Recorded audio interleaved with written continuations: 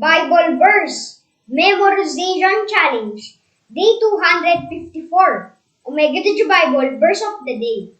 Proverbs 7:1 in King James Version. My son, keep my words and lay up my commandments with thee. Proverbs 7:1. Thanks be to God po. Share the love. Good job, perfect. Stand by, 3, 2, 1, action! Bible verse, Memorization Challenge, Day 254, Omega Digi Bible verse of the day. Proverbs 7:1, in tokpisin version, or in Papua New Guinea language, or Proverbs 7:1. Pikinini man belong me, bungim ol tok belong me, naholim ol strep platok belong me, one time you, or Proverbs 7:1.